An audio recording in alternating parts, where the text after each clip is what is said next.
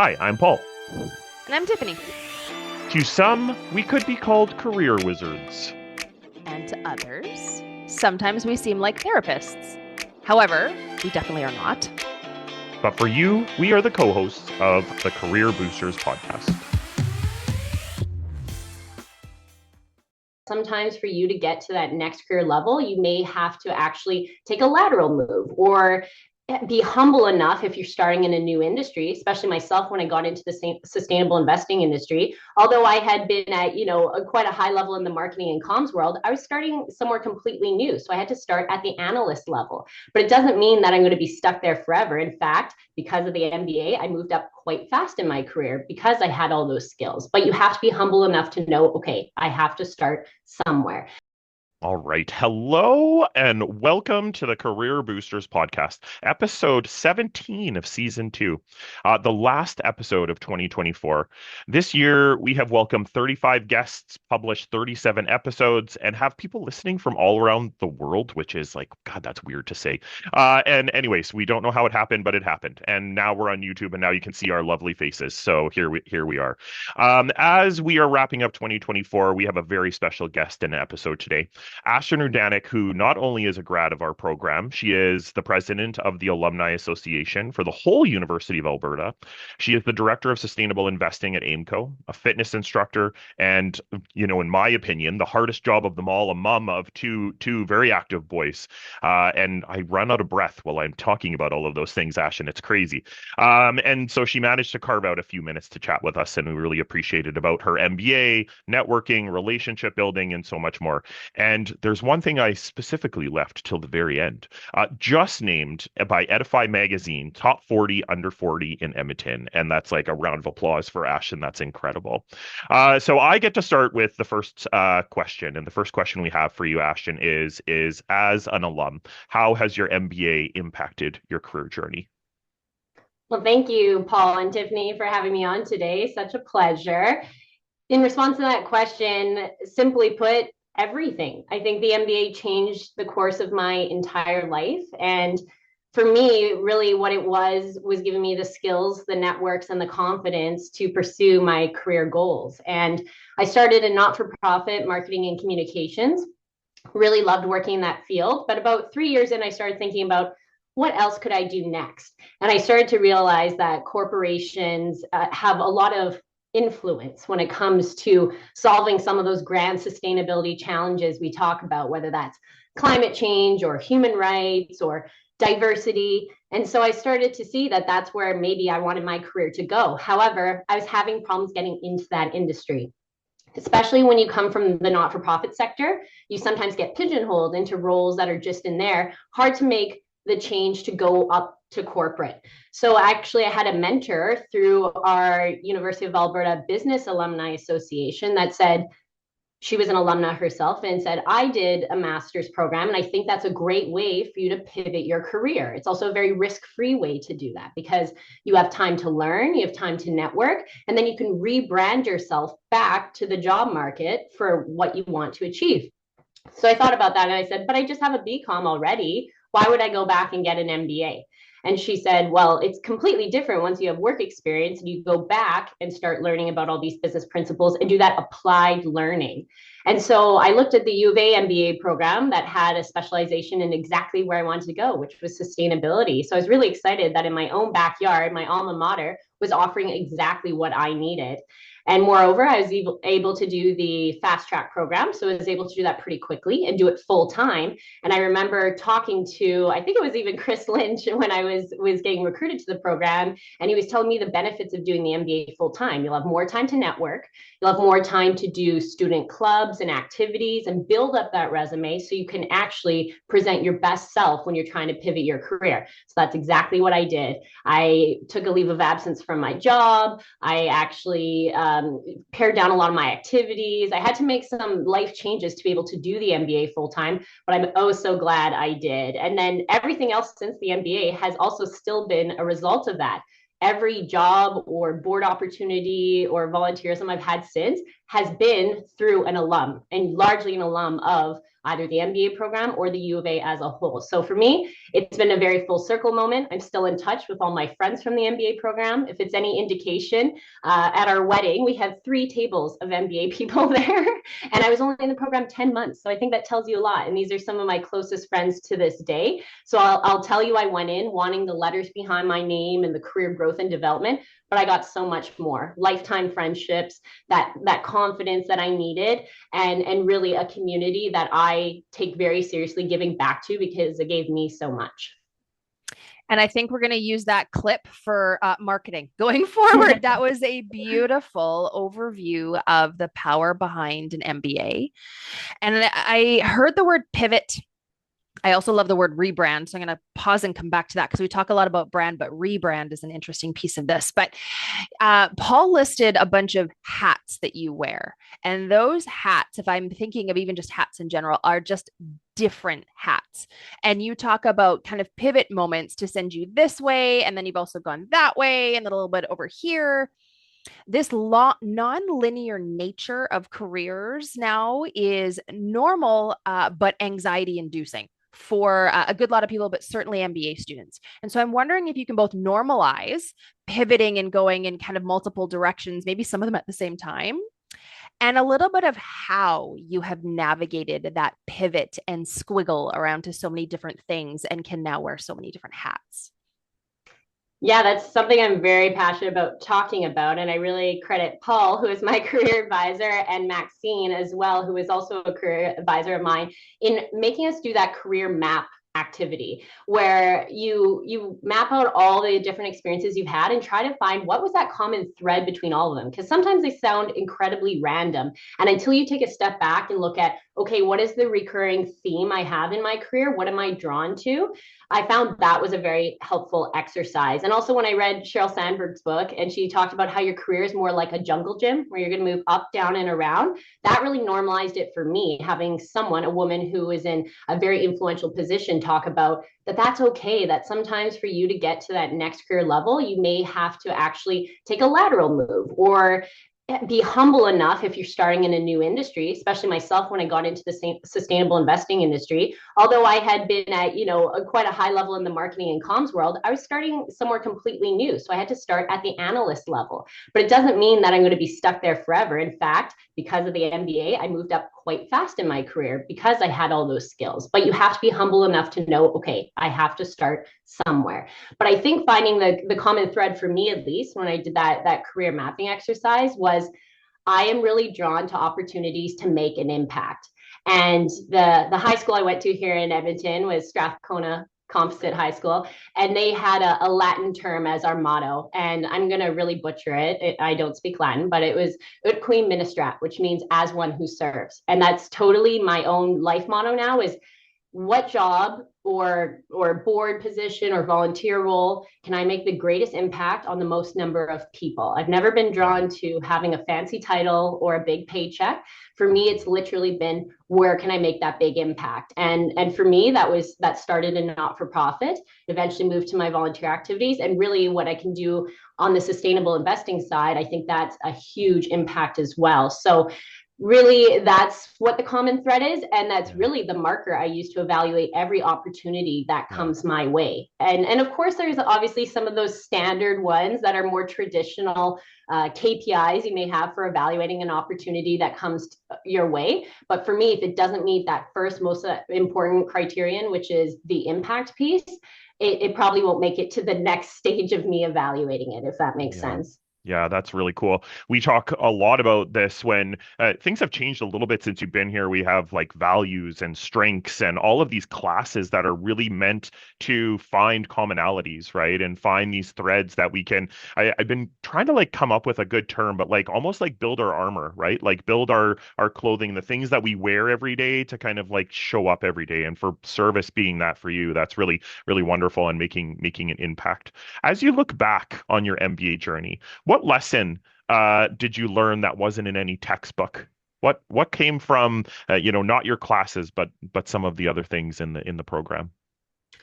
I'll probably speak to two. One came from a class, but not a textbook, but it came from someone I really respect, who is Dr. Marvin Washington. And so currently he's the college dean for humanities and social sciences, but he was one of the first professor I ever had in the MBA program during our strategy week. And I remember we were doing a case study. And when we were debriefing the case study, his central message was to us as MBAs and saying that the protagonist in this case study needed to take into account was never stop solving problems. Your job is to solve problems, full stop. And the minute you stop solving problems, you're not very useful to your company, your team, etc. So I've always taken that and thought about what problem can I solve in this role, whether it be a volunteer role, career job, whatnot. And I've always really been attracted to roles where there was a challenge and a problem for me to solve. And so that's one thing I really walked away with. Another that is not from a class, but it just came from self-learning during the MBA was you had it all along. And I say that, and going back to your point on strengths, Paul, I do remember doing the Strengths Finder assessment with you and with Maxine. And that for me was a big aha moment. And I've done it since graduating as well. And it's stayed remarkably consistent. But I went into the MBA thinking, I need to change who I am to be marketable to the job that I want. Instead, what I realized was, actually, let's just leverage your strengths. I thought I would become a quantitative wizard going through finance and accounting classes and this and that.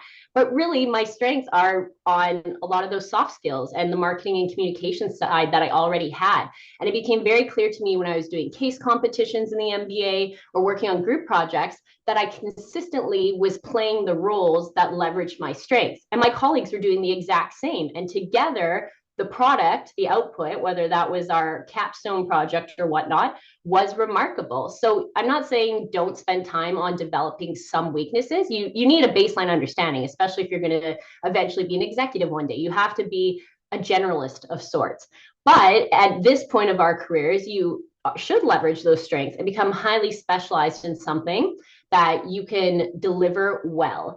And so I realized I had all those skills all along, but it took me a full 10 months in the MBA to realize those skills are very valuable. It's more about how you leverage them and talk about them and have the confidence to do so. And that's really what the MBA gave me, was that I guess that boost of your strengths are important. Let's work on those. Let's pivot them accordingly. Tell us a little bit about how those strengths maybe led to involvement with the Alumni Association. Now, alumni is a word that we use. We've talked about it. We certainly talk to students with it. We connect alumni. We know they're important, but you've taken it to the next level as the president of the Alumni Association. Can you link together for me? How is it that you either became interested in it, or what strengths of yours did you realize kind of pointed you at that type of a role? So I first became involved in alumni work when I came back from, I did an internship in Germany after my undergrad. And when I came back to Canada, I felt like I had changed so much. And I was really thinking about what can I do next? I want to connect with people who have different experiences than me. I've been through this transformational experience. So I actually reached out to the Business Alumni Association, which is the faculty chapter for business, and said, I'd like to get involved. I'd like to volunteer. And they said, absolutely, we'd love to have you. So that moment got me involved in alumni work. And from there, I ended up being a volunteer on a committee. Then I got elected to the Alumni Association board. Then I eventually became vice president, then president. So I spent almost 10 years as part of the Business Alumni Association. And then once I was done the president role, you're kind of done with that. And then I had been tapped by someone else saying, hey, have you thought about the University of Alberta Alumni Association? You've done so much work in this business side, and the business chapter is one of the most engaged chapters. Why not take that to a broader level for the whole university? And I said, that sounds interesting. So I applied to be on Alumni Council, was elected as a member of at large. And it felt very natural to just continue that alumni work, but take it from, the 30,000 business alums we have to 300,000 alums we have for the whole University of Alberta and around the world. And so where I think my strengths come into play there is those communication skills, the ability to connect with people. That is part of what we're doing as an alumni association. We're trying to connect alumni to each other and to opportunities for them to give back. And that looks different for different people. And I really credit my experience in not-for-profit for that, what I like to call stewardship 101, saying, thank you to someone for giving a gift, whether that's financial or it's a gift of their time or talent, etc. And then saying the impact that it's made. And I feel like that ability to get people engaged and on board, I kind of look at myself as like the chief promoter or cheerleader of the alumni experience. And having those marketing and communication skills really plays into that. But more than that is I have a true belief in the power of alumni networks. I think I mentioned from the top that an alum was the one who got me into the MBA, which changed the course of my life. An alum also helped me to get my foot in the door at AIMCO, where I now work as Director of Sustainable Investing. And every other experience I've had, whether it's being on a board or volunteer role, has come from an alum. So I always say to people, you're in school for a very short period of time, but you're an alumnus forever. And it's true, the true value of your MBA or any degree you've done actually comes afterwards because you're there for longer, but it's how you use it. So my job is really to educate our alumni community on how they can leverage those resources, those connections to get that full value out of their school experience.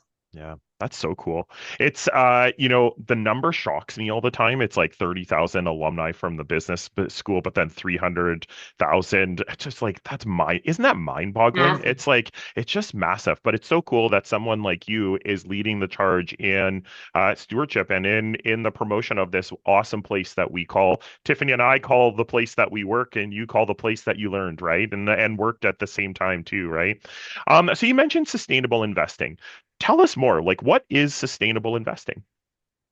Yeah, so sustainable investing is the integration of environmental, social, and governance factors, otherwise known as ESG factors, across the investment process to unlock investment opportunities, mitigate risk, and create long-term sustainable value. And in AIMCO's case, that's creating long-term sustainable value for our clients and the beneficiaries that they serve, which are the people of Alberta. So sustainable investing is not something new. Maybe the term might sound new to people, but investors have always been concerned about mitigating risks. And whether that risk is governance, like having a good board and management team at the helm of the company, or systemic risk like climate risk that can actually impact the value of their investments in the long term, but even in some cases in the short term. So this is something that's really important to investors and to all of the beneficiaries that rely on the performance of these investments.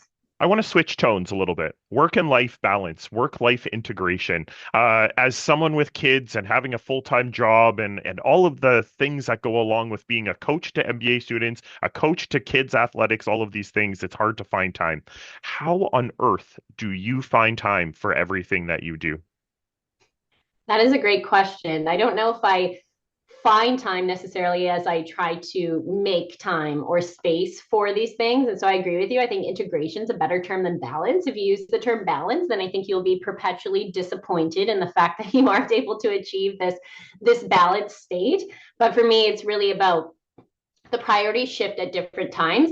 And what I've learned over the years is you can't fire on all cylinders at all times. So there'll be a time when you're really putting a lot of time and effort into perhaps your job because it's maybe a very time consuming project you're working on.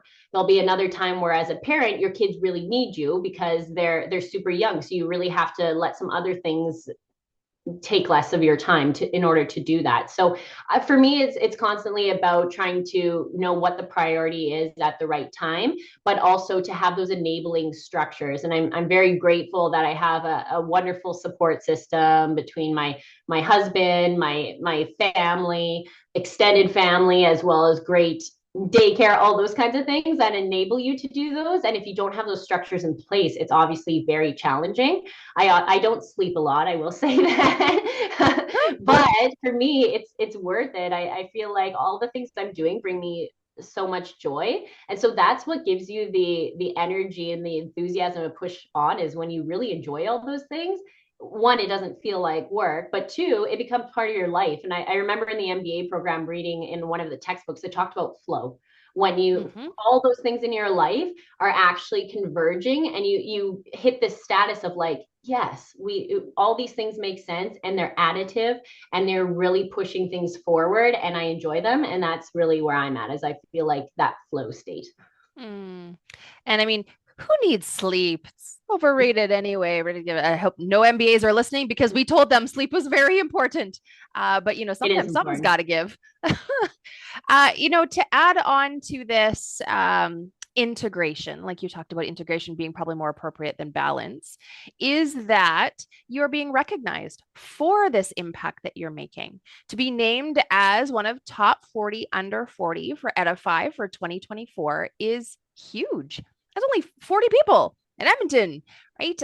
What is it that you're the most proud of, perhaps, of that title or that recognition? But perhaps more importantly, what is it that you're hoping others will see or be impacted by your appointment of this?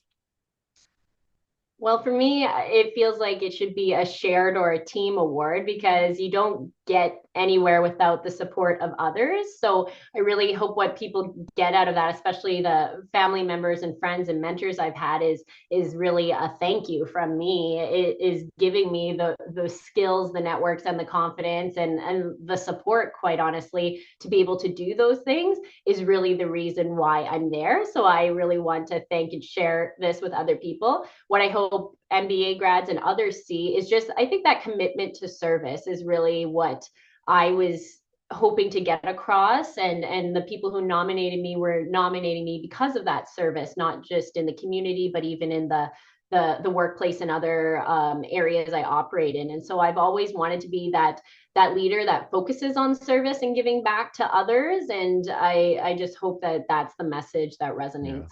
Yeah.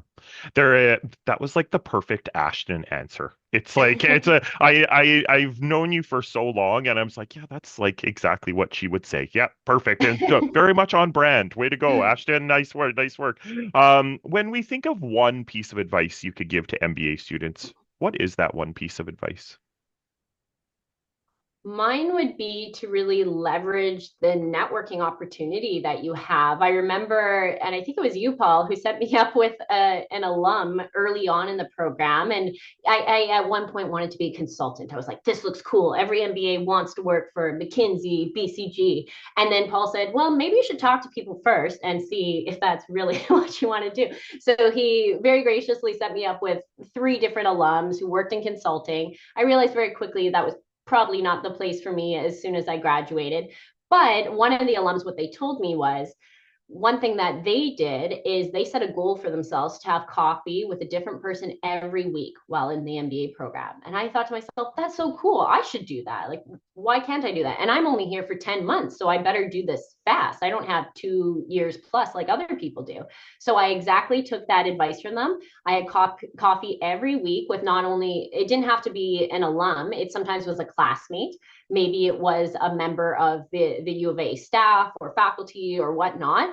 And I felt like I created a very strong network because of that very simple challenge. And that's such a great investment in not only yourself, but an investment in others, because when you're relationship building, you both get something out of that. So I think that was some advice I would give to them. And I heard this quote recently, and I'm just going to give it to MBA students now because it really resonated with me, is that a lot of people have the capacity to lead, and every MBA student certainly does, but very few have the endurance. And so I think what we should be doing is building up that endurance to lead, because leadership is not easy, especially in times where it's a roller coaster, quite honestly. And so if you have the endurance to push through those times of extreme challenge or burnout or all of that, that is really what a good leader does. And so that quote changed everything for me. It's true, a lot of people can lead, but does it mean they're an effective leader? I don't know. I think the most effective leaders I've worked with really have that endurance. What a beautiful framing. And even if you just think about the word sprint and endurance, there is a very different energy output and energy reserving, and the importance on recovery, like what allows somebody to be an endurance, even just athlete, to make the metaphor. And that's an entirely different leadership perspective than many take. And so thank you for offering that. I'm going to chew on that one too. That one's important. All right. I think there's a bunch more tips and tricks we could pull from you, but it's time for a lightning round. You ready? Yes. Awesome. 3 quick questions, 3 gut answers. What part of your career story has given you the biggest boost? I would say the MBA. What do you wish you'd learned sooner? That you should leverage your strengths. And service is so important to Paul and I. So we're always curious to hear how service is going to show up for you in the coming week. For me, it will be contributing to the various charities before the tax deadline of December 31st. Very important to do, as well as continuing to advance the work that I'm doing for the various not-for-profits and boards that I sit on. Cool. And Paul's a random question. What do you got? I've been thinking about this for 38 minutes now, and I have so many questions. And the one that came to mind that I felt like my intuition caught on the most is, Ashton, you are so proud to be a University of Alberta alumnus. I would love to hear from you. What is your favorite place on campus? Oh, that's a really tough question. I would say actually my favorite place on campus is right in front of Convocation Hall, especially in the fall with those beautiful vines as they change color. And because it's a historic building that's still intact, you see people taking their wedding photos there and graduation photos. And for me, every time I go past it, I just think this is breathtaking. Truly beautiful. We have a beautiful campus. I'm blessed to be able to spend time on it. Just I know both of you are as well. Ashton, thank you so much for being here, for sharing part of your experience, story, tips, but also your energy and your time. I think it's pretty obvious that your time is, all of ours is valuable, but yours is so full, but you're still super willing, gracious, and like right ready to go to continue to give it to others. And I feel like the motto of your high school that you talked about was a little bit kind of foreshadowing perhaps for you, that as one who serves. Having just met you and hearing a bit about you, I couldn't think of a better sort of brand for you, and the ability to serve in so many different ways and on such a high level of impact. It is inspiring. It is refreshing to listen to someone who is truly leaned in, and who has taken to heart everything that Paul offered when you were here, and the alumni have offered along the way. We continue to offer that. We offer it to students in so many ways. Not everybody leans in, and not everybody then takes it and doubles, triples, quadruples it in the impact that they can make. But that's what you've done. So thank you for sharing that with us, and thank you for continuing to make giant ripples in the lives of alumni, MBA students, and those around you. Well, thank you for the opportunity. And I owe everything, quite honestly, to the University of Alberta and to the MBA program. So really happy to connect with both of you, and to the MBA students listening, do the career work. It pays off. It really does. And you have great support with Tiffany and Paul. Thank you so much. Appreciate it. Thank you. All right, final key takeaways of the year, no less, but of a really rich and robust episode. And as always, we could pick everything or anything, but towards the end, we talked about leadership endurance. Really, I'm chewing on that one pretty heavily, and I think it's going to stick with me for a little while, because if I think about what I coach around most often when I'm working with leaders and senior leaders, and a lot of our MBA students are leaders in their own right, is actually strategies around how to find that endurance. And in this day and age, I sound old when I say that, this day and age, with the rapid rate of change, with the complexity that seems to be just different, that endurance is trickier and trickier. And so how do you reframe a leadership style or skill set to make sure that you're including the ability to endure? That one, yeah, I'm chewing that one for a while. Yeah, that's really good. I'm going to have one key takeaway and one takeaway from 2024. One key takeaway from this, she talked about, Dr. Marvin Washington talking about get problem solving, right? Get crystal clear on the problems you can solve. What's interesting? As I go now across campus and across Edmonton talking about personal brand, that's one of the key messages that I leave people with, is get crystal clear on the problems you can solve. And if you can figure that out, you are off to the races in your career and in your job. And the key takeaway from 2024. Tiffany tells you to turn off your notifications, and I just had a notification go off, and that's very distracting. So yeah, anyways. So my key takeaway from 2024 is do things that scare you, do things that intimidate you, do things that are out of your comfort zone. Podcasting, Yes. YouTube, like welcome to like being terrified. Like it is, that's where I live in this world. And it's like, I have this little anxiety character from Inside Out 2 right beside me. And I feel that every time we start recording, like the recording button goes and I'm like, oh my God, like it's panic. But this has been such a cool accomplishment, a cool thing that we've done. Almost 3,000 people have listened to an episode. Like that's crazy. And just this is pretty cool. I really have enjoyed this, and that's the key takeaway from 2024. Oh, I will build on to that because my word for 2025, which I just narrowed in on today, and it's been actually my word for the last 6 months, so I'm just going to continue it, is new.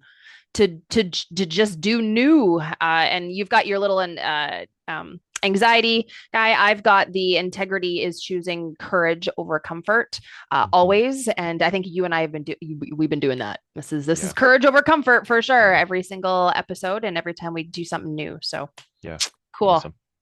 All right. That's it for this year. 2025 is just around the corner. We will pick up again first weekend in January and just have a fabulous holiday season wherever that takes you. We wish you health, happiness, joy, peace, and some rest and recharge. Take care. Thanks for tuning in to the Career Boosters podcast. We hope you had a blast. Yeah, we know that's corny. Catch you next time, and remember to subscribe wherever you enjoy podcasts.